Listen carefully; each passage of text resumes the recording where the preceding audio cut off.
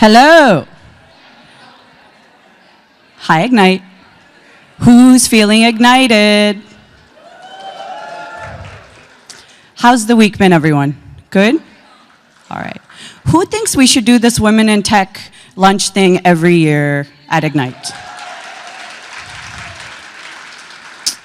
You know what? I'm going to do a show of hands because that way we can be like, hey, upper management, we asked this question and here's the answer because pictures are worth 1,000 words. So I'm going to ask the question and you're going to raise your hand if we believe that we should, and Vivek, are you grabbing this? Perfect, thank you. If you believe, who here thinks that we should do Women in Tech track at Ignite every year? Oh, everyone, that's interesting. Hey, upper management, I think they voted with their hands. Okay, speaking of inspirational, ignited things, there's a very special guest in the room. Over there in the corner, up here in the front, next to Julia White, is Joanna. She has skipped going to Universal Studios today with her mom and sister because she is super curious about what is Ignite, what is this tech conference, so she's crashing it.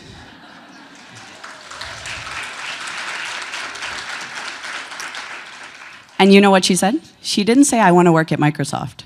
She said, I will work at Microsoft. Future CEO? Yeah, I think so. Sorry, Satya. She's coming for you. All right, so the week's been good. Everyone's been working on their career and knowledge and learning and such, yes? All right, we have one more, actually I have two exercises for you to do.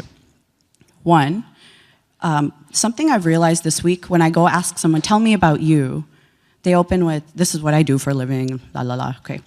But people don't tend to understand what their superpower is. And they don't know because they take it for granted. We totally take for granted the thing we are good at, the thing people call on us for.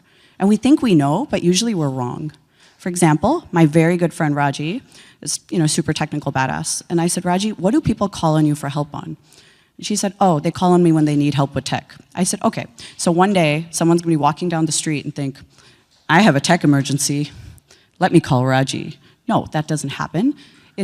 They call her when they need an ass kicking to finish something. So she asked 5 people in her life, and every single one of them said the same thing. We don't know what we're good at. So I challenge all of you, when you go home today, tomorrow, whenever, or just text 5 people now, text 5 people. Either they work with you or they're in your personal life. I would just ask a range. What would you call on me for help with? And then write that down somewhere very visible and say, I am good at these things. Those are your superpowers. Never, ever forget them. Always lead with them. So please do that exercise. Next exercise is selfish, but it actually leads to greater products.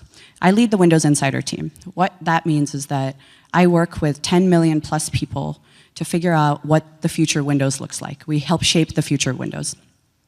We collect feedback, petabytes of feedback every day, and figure out what changes need to happen in the next iteration of Windows. This has led to the best operating system that we as Microsoft have made. The most inclusive, the most compatible, and by far the most used in terms of the diversity of people who use it.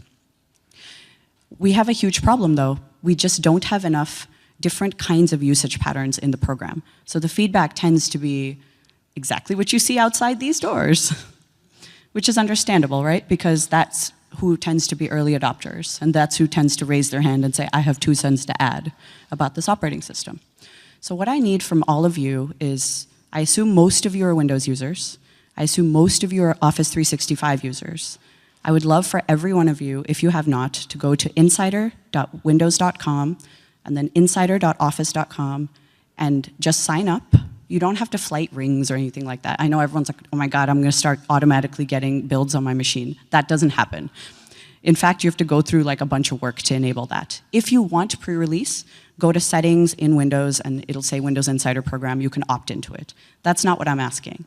I'm asking for everyone to go to insider.windows.com, sign up, and go to the feedback app that's in your Windows 10. It's this feedback hub app. and send us feedback on your experience with Windows. And when you send us the feedback, please use the hashtag MSIgnite. This will help us raise the signal from women. I'm not saying women give better feedback than men, because that's a stupid statement.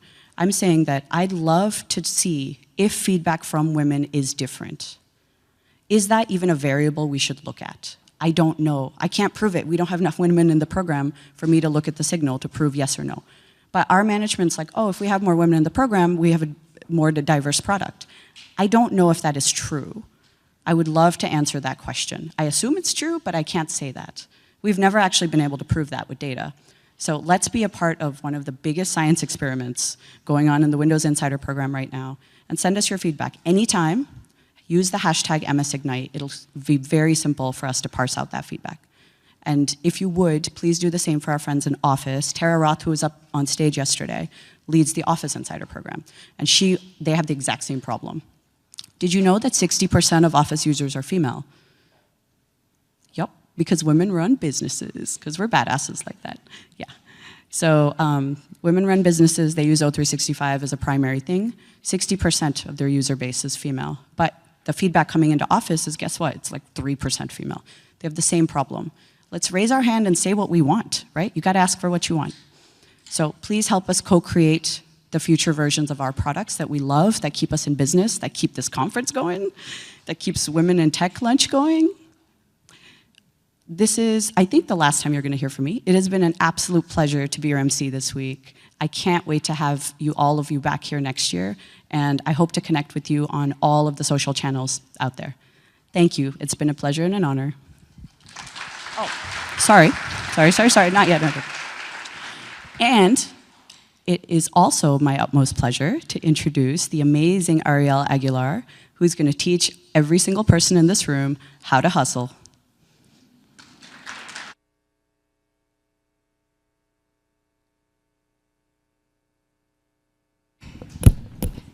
Thank you, guys. Can you guys hear me okay in the back? Great. So one more little exercise. Can you turn to your neighbor and introduce yourself? We're a community. I think that the best thing to do is introduce yourself. So let's go ahead, let's start. Let's spend a minute doing that. This is awesome. So great to see.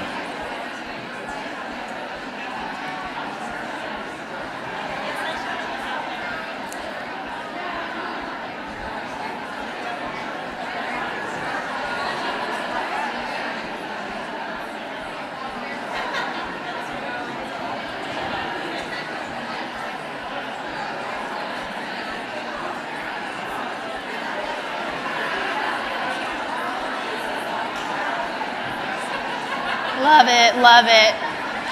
Great.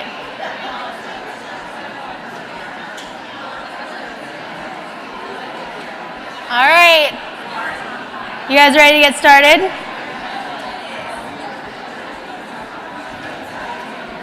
So one other thing I want to ask real quick while we're rounding out introductions. Can we give a round of applause to Dawn? Dawn, can you stand up real quick? Dawn organized the Women in Business and Technology track here at Ignite. And I wouldn't be here if it weren't for her, and I'm super excited to be here talking to you guys today. And so I'm just baffled and amazed at how smooth things have been going. So thank you, Dawn. All right, let's get started. So I'll introduce myself, since you all met each other. I'll introduce myself. So I'm actually a part of the Azure IoT engineering team. I'm leading up a new SaaS offering that we're doing for IoT as a PM. But that's a different talk. That's not really why I'm here today. I'm actually here because I am a working woman, like you guys. My mother was also a working woman. She raised me and my brother mostly on her own. My father had a heart attack when I was 10 and was in and out of nursing homes and hospitals for 5 years. So she took care of me and my brother, and she took care of my sick dad. And so I am consistently inspired by her, and that's part of the motivation of why I'm here talking to you today. But really, this talk is not really that much about me per se. This talk is really about all working women. It's about you guys. It's for and about you, right? And so with that, here's two important career nuggets that I would suggest keeping in mind during this talk. The first is that your career is a jungle gym. I know that you've probably heard this before, anyone that's read Lean In. I know it's really tempting to think that there's a right and a wrong, but really there's kind of just a wiggle here and there. There's no such thing as a backwards. The second thing is that your career is made up of 5 parts. 1, your boss. 2, your team. 3, the project or projects you're working on. 4, your pay and your work-life balance. As I'm going through this talk, try to think of how negotiation kind of plays along all those different 5 aspects and your priorities and objectives for each of those. Even if that negotiation is actually with yourself. And listen, I don't have all the answers, right? And so, I can teach you to hustle, but at the end of the day, you've got to do the hustle yourself. My goal is actually that after this talk, you'll be a little more empowered and a little bit more informed about your options and actually the information available to you. To boost your confidence in understanding your value and being concrete in how you provide value to your business. So why are we having this conversation today? Why are there so many salary negotiation talks specifically for women? At the end of the day, women are actually underpaid by about 20% across all industries compared to their male counterparts. That amounts to about $400 billion a year on average. It's a lot of money. And why is it so difficult, right? Frankly, there's many reasons, and I'll go into this a little deeper in my next slide, but one of which is women are much less likely to ask, a little less context for why, how, and when. In fact, I have a number of friends of mine that happen to be female that say that they feel bad asking for more, simply because they already make so much. But that logic's a little backwards if you kind of scratch beyond the surface, because on average, men negotiate 4 times as frequently as women and for 30% more. So, what does that mean? So not negotiating. Not negotiating means lower salary, poor work-life balance, and exclusion from career advancement. To put some numbers behind this, not negotiating your starting salary can result in $500,000 for just one person over the course of your career, and you miss out on added benefits such as increased PTO days. Let's take a look at some of the psychological and sociological factors that come into play here, starting with gender normative toys and rewarded behaviors. I'm sure a couple trainings folks go through this, but toys that encourage nurturing, proximity, and role play are traditionally girls' toys. Toys that encourage higher mobility, activity, and manipulative play are typically for boys. And when it comes to then roles in society as we grow up, traditionally women's roles in society are linked to compliance as opposed to independence.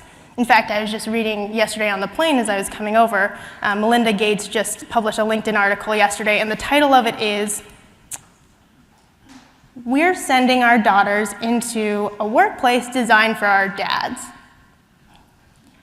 So just really jarring there, and from that title, I encourage taking a read at that. It's very, very interesting. And if we look at studies in actually social psychology, the studies have shown since 1984 that most women are unaware of having personally been victims of gender discrimination and deny it even when it's objectively true. So just to give some personal context to that, here's some recent examples from my experience in the last 6 months of just things where I kind of second guess whether it's gender discrimination or just something else. So, and I'll let you guys kind of decide if it is or not. So I had a colleague when I was walking down the hall say to me, not just hi or hello, but he said, "Hey cutie." It's a little weird, right? Like, not something that you usually say to your normal colleague in an office environment especially. I recently got followed by strangers from the bus stop. At first I thought maybe they're just walking the same direction. No, I was getting followed. And the last thing is I actually gave a talk in Rome to a customer, and I had a colleague that I hadn't worked with too closely turn to my colleague that I have worked closely with and say, "Isn't he a little young to be presenting?" I don't think that normally happens to a lot of my younger male colleagues, so. Does that sound familiar? Have these happened to you? Do you have examples of your own that kind of are going through your head of when this has happened to you? So that's why we're having this conversation. In fact, for those of you not familiar, I actually pulled this little excerpt from the Equal Pay Day article on Wikipedia. For those that don't know Equal Pay Day, it actually is a day that symbolizes how far into the year women must work to earn what men earned in the previous year. Just to say how far that actually is, next year it's on April 10th, 2018, in the United States. So I just wanted to share. It's kind of hard to read. I'm gonna read this snippet that I copied here, and you'll be able to access this in the slides. So the gender pay gap is defined as the average difference between men's and women's aggregate hourly earnings.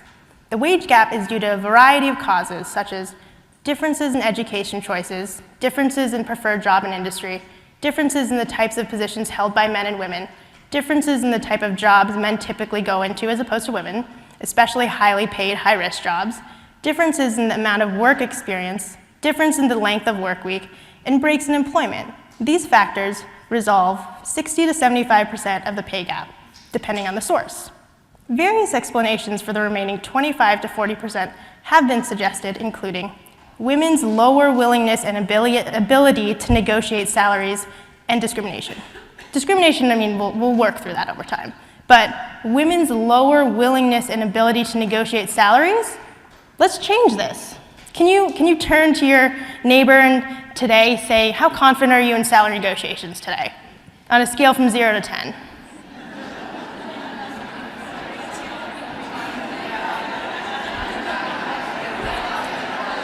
Can I get some shout out numbers? Scale from 0 to 10. Can someone shout out a number of how confident they are? 2? I heard a 2.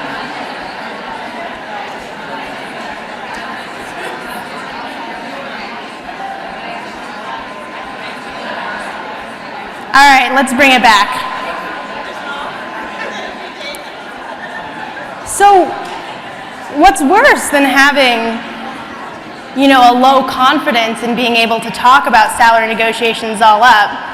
What's worse is actually when women do ask, women are less likely to get raises when they ask. It's really important to ask in the right way to maximize your chances for success. So let me start going into negotiation 101. And this is just, this first slide is actually gender neutral, just generally why negotiation is so hard for everybody. It actually stems from, in most negotiations, people don't separate this notion of interest versus position. Position is a declared desire, but interest actually is the underlying reasoning. I would encourage people to be prepared to differentiate between the two of those as you start thinking about negotiations. So an example of this is my cousin actually has twins. She has twin girls. Let's say that they both want the last orange, and they're fighting and just, there's going back and forth, and one actually says, well, I was born first, but they're twins, right? And so one was born first technically, and one says, but I'm actually bigger, right? And so they're just posing their positions. But if we look at the underlying interest of why each of these twins wants the last orange, one wants to eat it, and the other one wants the rind for an art project. So taking a look at those interests, they actually both could win. So that's just an example of going through the difference between position and interest. But, why is negotiation so difficult, right? Like, it's not the easiest thing in the world. Actually, one underlying factor is fear is an outsized motivator. If we take a look at behavioral economics, there's this notion of the prospect theory, where people are loss averse, meaning that they dislike losses more than equivalent gain and are more willing to take risk in order to avoid a loss. So to, simplify that a little bit, fear of loss is more than what our pleasure from gain is. And so we just, avoid negotiations all up. If we look at why it's so difficult for women, we get a little more of those nuances I started talking about a little earlier. Most women perceive negotiation as a combative process and fear the negative repercussions of being pushy or needy. In addition, women receive less constructive feedback, leaving them on their own to make a constructive argument for things like promotions. Something to try to get around this that I do actually is I document my progress and feedback from peers, as well as try to over-communicate my deliverables. I actually set aside 30 minutes a week to jot down my accomplishments and difficulties. So this does a couple things for me. When it comes to these frustrating difficulties, I'm forced to make sense of some of the logic behind why and come up with an action-oriented, logic-based path forward from that difficult situation. Because we all face these, right? This is a reality of working with human beings. So for accomplishment, what this actually does for me is it gives me actually a chance to have a little celebration, even if it's with myself, to celebrate the things as big or small as they are that I've done that week and kind of have that cadence knowing that I'm making progress.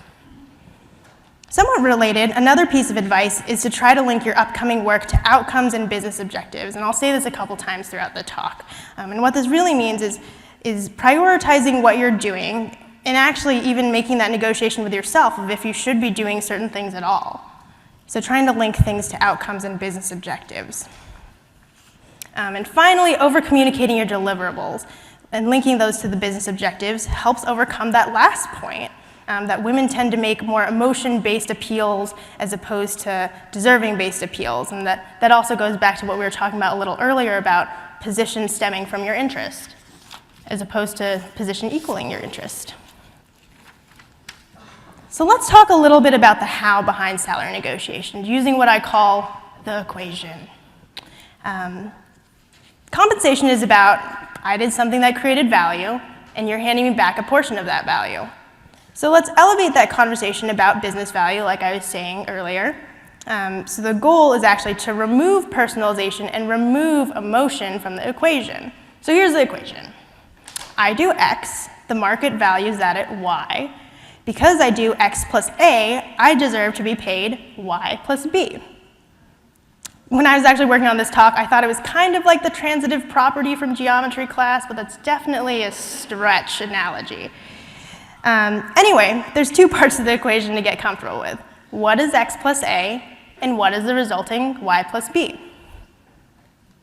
Let's talk about X plus A. X plus A, what is the additional business value that you bring to the table?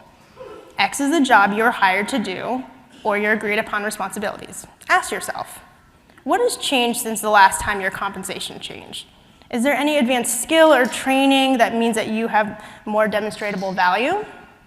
Any additional responsibilities, anything above and beyond your agreed upon responsibilities? And the time frame for these, make a list of the last 6 months and the next 6 months to increase business value. How does kind of what you're working on at a day-to-day start mapping to that? And again, also skim that list of accomplishments that you're spending 30 minutes a week on to get an idea of more of the holistic picture. Next, X equals Y. Great. Let's say you have X plus A. You're going well above and beyond. Let's figure out what X equal Y is. Do your research. GetRaise.com is a great resource. They actually do free personal quotes, free, using sources including government data. Great resource. Salary.com or Glassdoor. These are private company data. A lot of people like myself publish our salaries up and kind of advocate for salary transparency there. Open job postings on Indeed.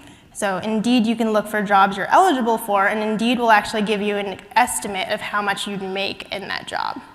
Stack Overflow, I saw, now has a salary calculator, which is great and really interesting. Talk to your peers, especially if you're highly specialized. This is something where you'd have to muster up the courage to talk to your peers. Again, I'm a huge advocate for salary transparency here. And finally, seeking out spreadsheets. They totally exist. A lot of online communities publish these. They're constantly updated. Seek these out. So I'll spend a minute talking about salary transparency. I could actually do a whole talk on this because I'm such a big advocate, but I'll leave it to just this one slide. So we're a community, and actually how we talk about this affects other women. The way you frame it for yourself influences the whole community. So if you continue to allow the gender gap to exist, it's not about you, it actually affects all working women. That line on Wikipedia about women's lower willingness and ability to negotiate will still be valid. Actually, one other little factoid is people are more likely to discuss their last sexual encounter than their salary, and I think that we should probably change that.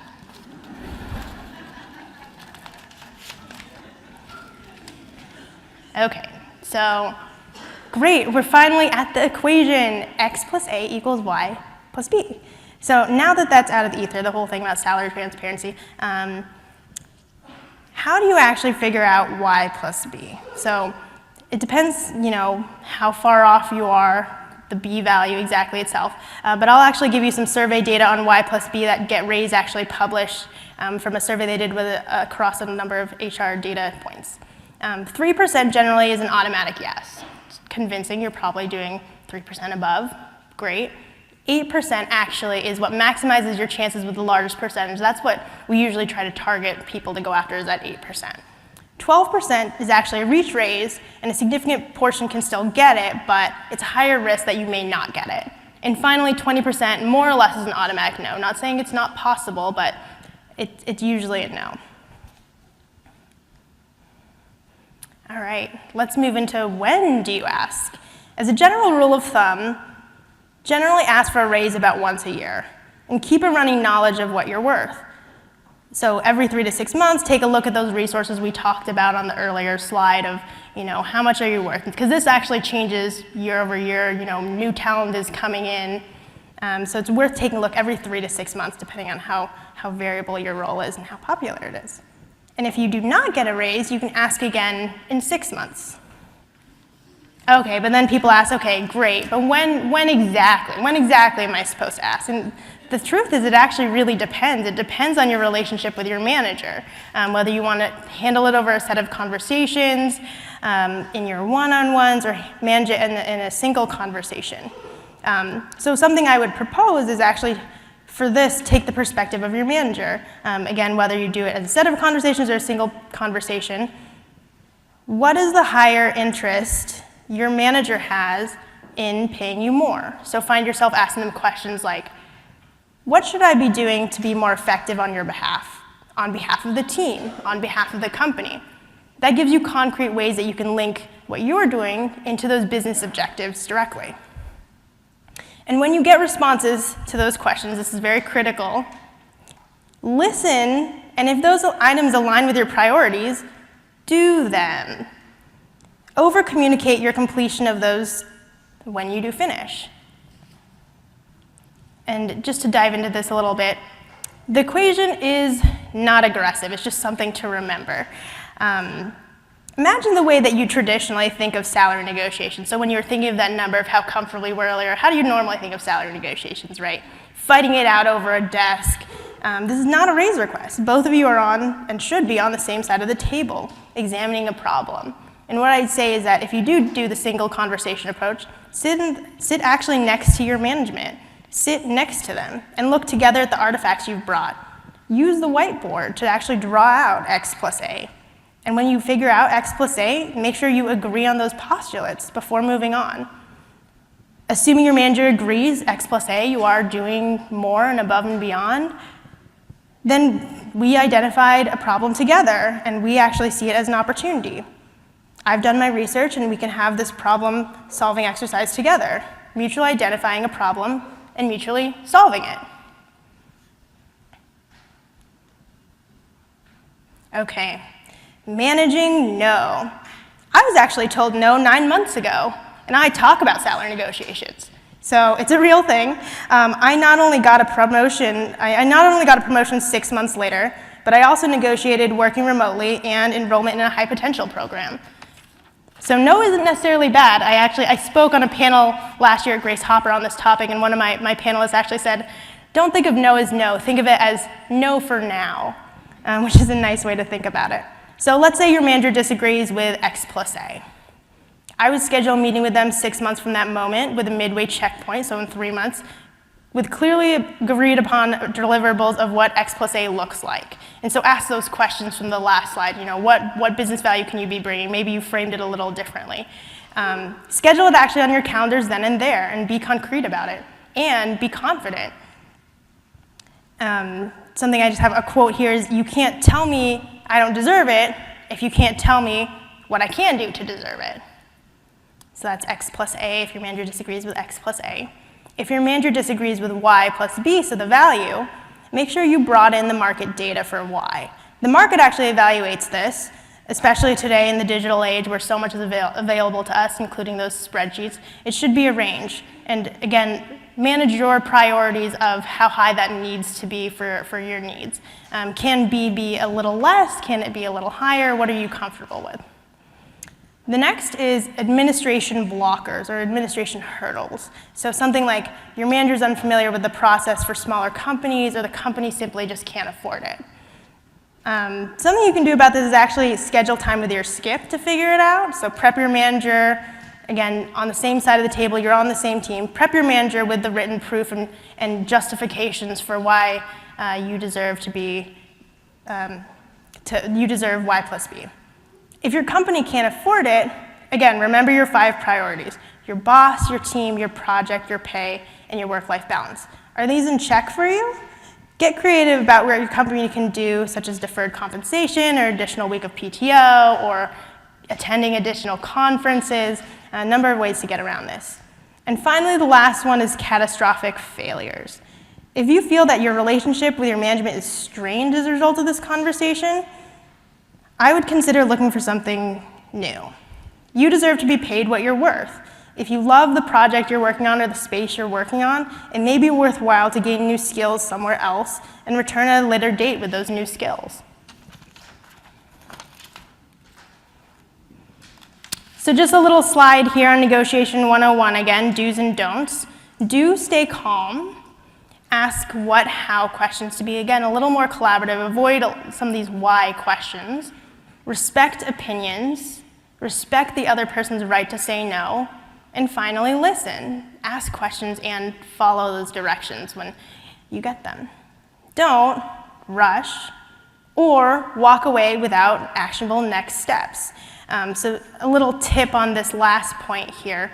I know a lot of people that even if the conclusion of the conversation is positive, they actually write a summary email concluding with something like, if you disagree with this or if you have anything to add, please let me know by X date. So setting a solid date on that kind of lets that email stand as a record in itself. And so at a later date, say you change management, say that your manager leaves the company, say you move teams, you have that record of that conversation you had, especially if it was positive, of that moment in time in the agreement that you had.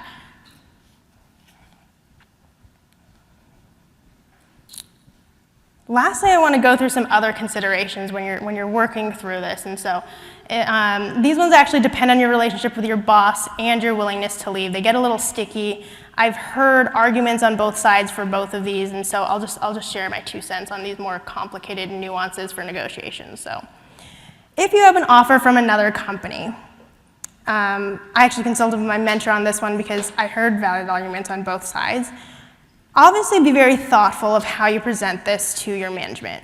Yes, if you've interviewed with another company, you have direct numbers associated with your value, which is good at those companies, but you want to avoid hurting your relationships with your manager, especially if you want to stay. So one thing you can say is that you've come across this data for someone with a very similar skill set and experience to keep the conversation depersonalized, but those are hard numbers, and you can just use that as additional data. And the next thing is comparisons to your peers as data. Wording, again, is super critical here. You want to remove emotion and tone, and so the wording, the way that you bring this up, this is a tendency that people have if this comes across as whiny or needy, this is not the way to approach it. You want to remove emotion from the equation and just use it as data. This is, again, just additional information to evaluate the market value, so that Y value.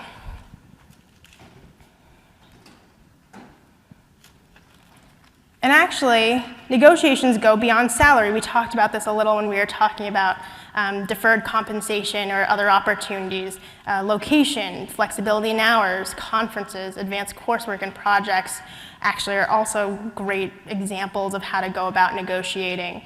Just 2 examples that I'll go through where I've seen others go through this is a friend of mine actually just moved to London from Seattle.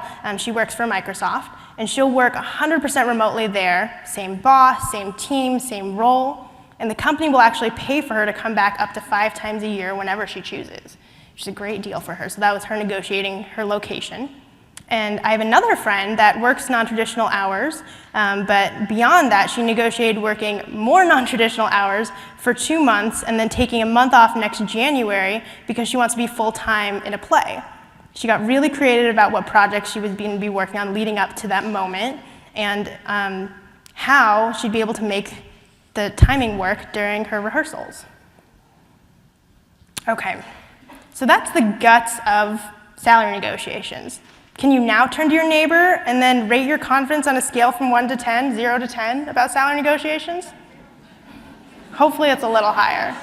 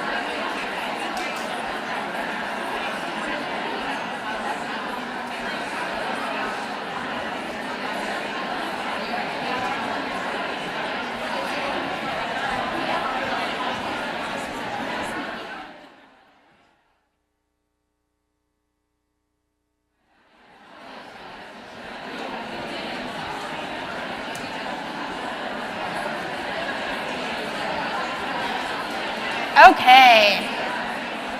We'll bring it back together. And I just want to go through questions now. So Dawn up here will have a mic. If anyone has questions they want to go through with the whole audience, let her know, and I'll actually stick around after the talk if you want to ask anything personal just to me. But anyone have questions for the group? I left a good amount of time for us to go through questions at the end. There's one here.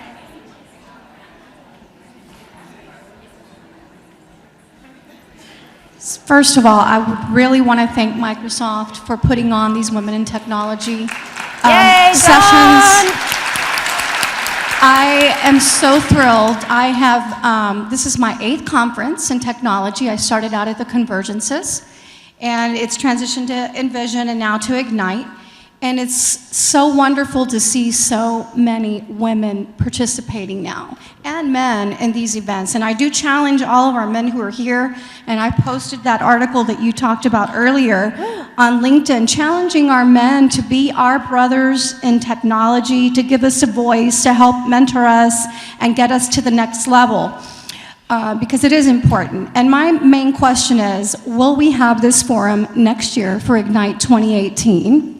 And will it be held here? Because I think I want to be where all of my women colleagues are, and I understand that there's a lot of male events going on, and sometimes we have to draw the line and put those boundaries, and that's just our reality, right? So I want to know about 2018. Can we envision that we're going to have these same kinds of programs for women next year?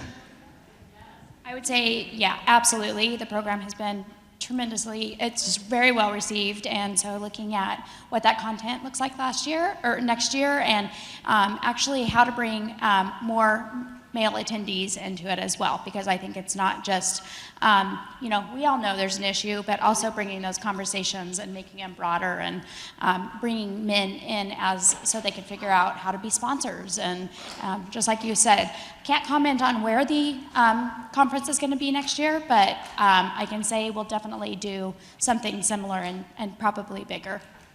So, yeah. Thank you. I think there's one up here.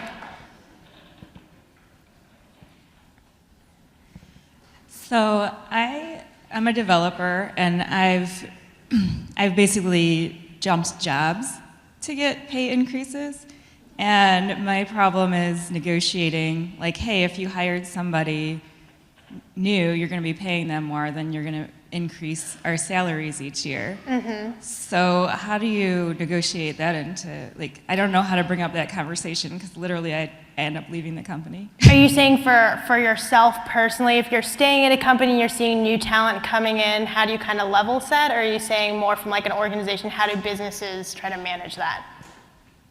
I mean, I guess from at a personal level, like how do you on a personal level, I think that going back to X+A, right? You are now a subject matter expert. You have a year plus in that role. So let's say that you joined the company a year ago, you got a great signing bonus, you're obviously super valuable to the company as new talent, and they hired you to be those fresh eyes. Now that you've been at the company, you have a year additional of that context of the projects, of the market space. That's additional value. And so take a look at what the Y value is for those new hires. You should be well above that. So let's say that, you know, it was, let's say X equals 60. This is obviously, I think, a little low, but let's say that X was 60 when you joined and that it's like 65 the next year. You should be making at least, your increase should be at least that $5,000 because you are more valuable to the company, right? Okay, thanks. Yeah.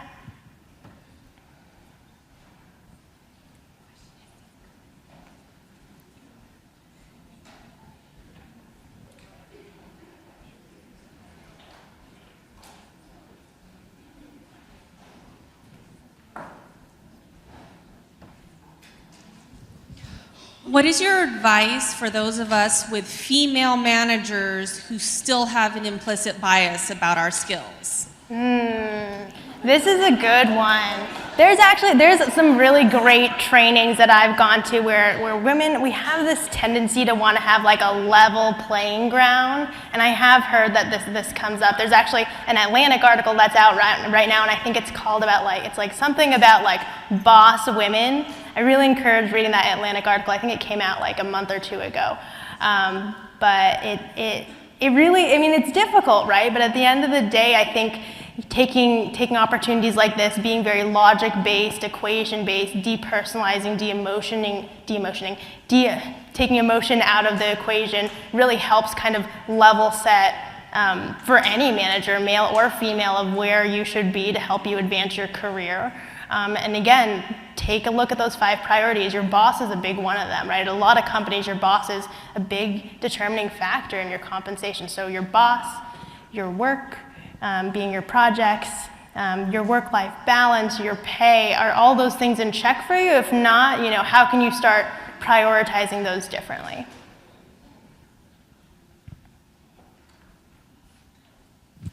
Hi.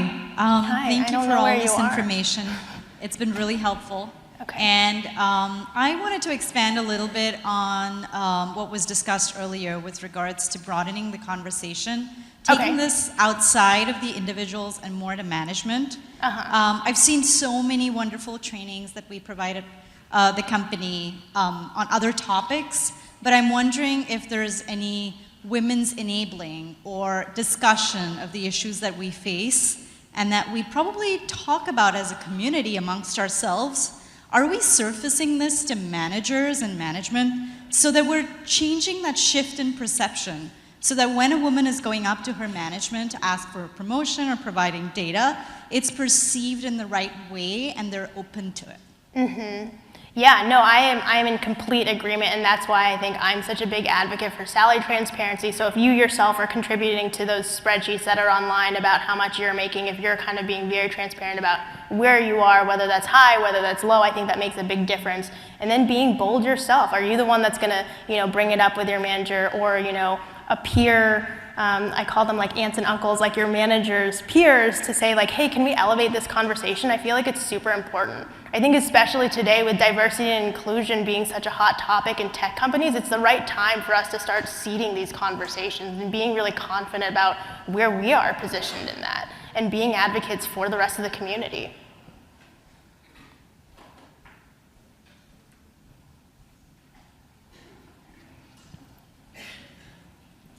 I think there's one up here.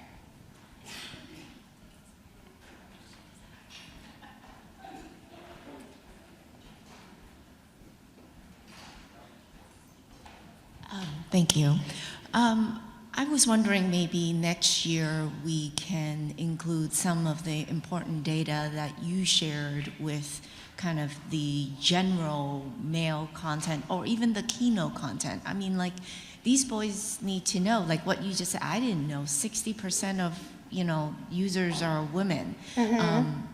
I'm sure they would love to hear the data, and that the business opportunity like that is needed, because if 60% of the users are women, how are we leveraging the team to build a better product for users? Absolutely, yeah, absolutely. So I just feel like we're it's great. We're convening. We're talking really meaty topics here, but a lot of some of these important points and takeaways should really be injected to the broader content of the show across Ignite and Envision, because the C-level attendance at Envision. Yeah, no, I completely agree. Yeah, I think there's one right behind you.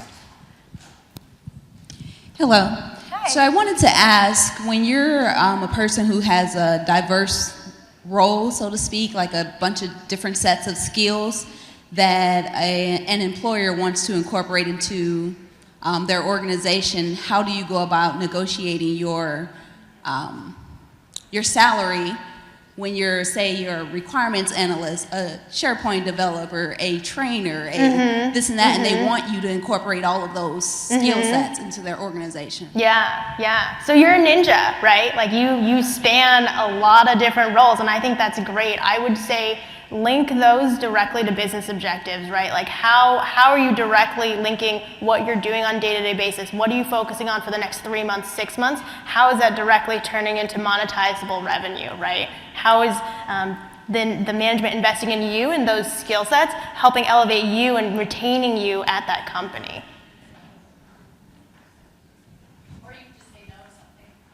Or you can say no, and I would say that when you go through this negotiation with yourself, there will be some times that you say like, hey, this actually isn't a priority. I don't have to do this today. I don't have to do this week. Maybe I can delegate it.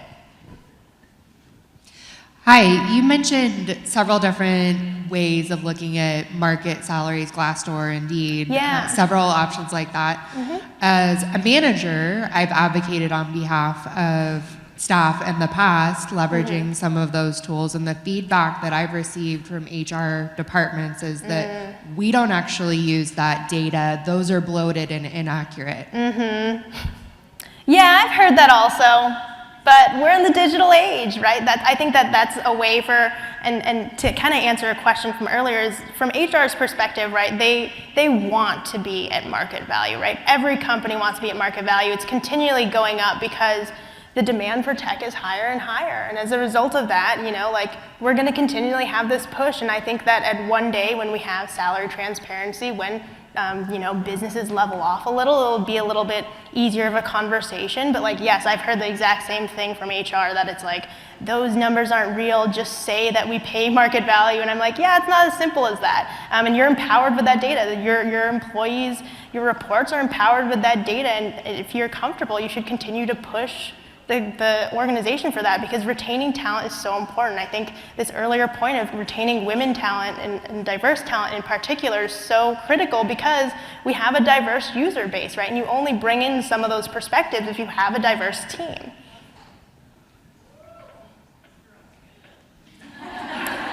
Are there any other questions?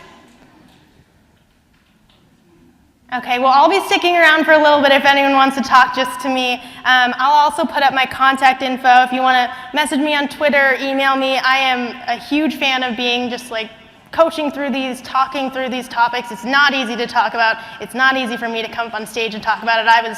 You can ask Dawn, I was so nervous about this talk because it's very jarring. But yeah, it's important. And so thank you for joining me. Thank you for having this conversation with me today.